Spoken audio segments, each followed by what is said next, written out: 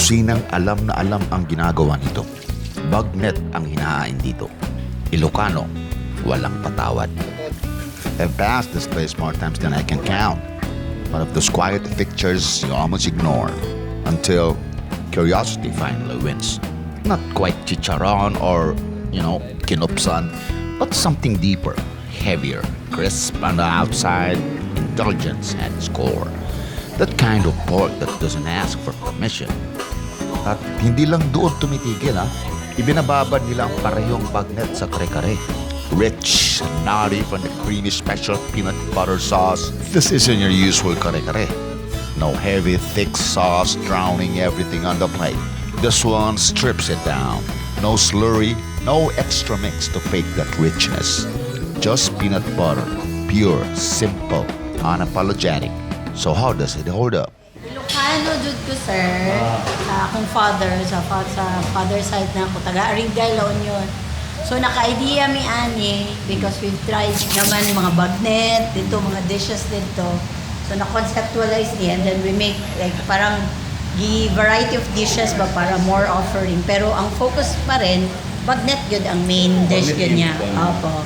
Bagnet, all dishes like the pinagoongan, the kare-kare, sisig.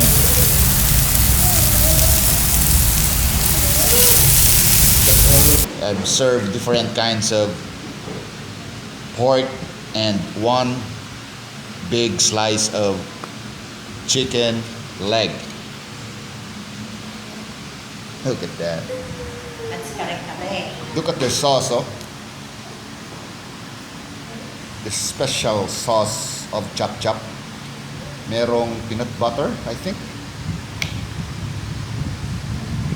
Tikman na natin itong bagnet. Tapos lagyan natin ng konting bagoong. Konti lang. Yan.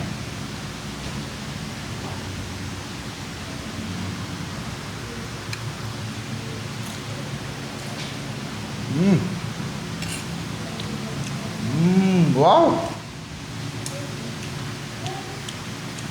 So delicious. Another calamansi.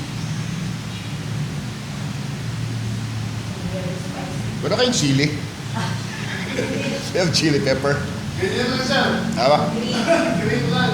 Ano na to, no? This is already hot, spicy. Look at the texture, man. Yun, no? Looks like very crunchy ito. Very crispy.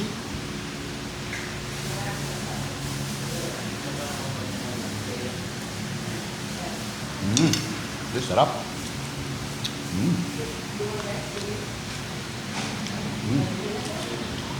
There's a different kind of sweetness.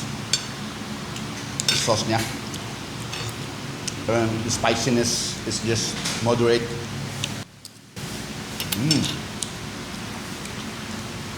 Sarap. This is perfect with a cold beer. Ice cold beer.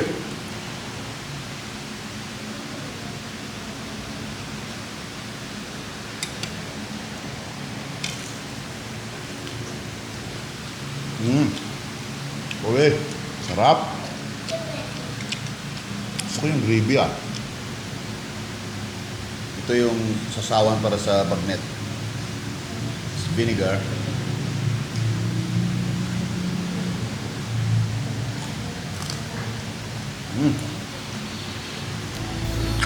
Oy.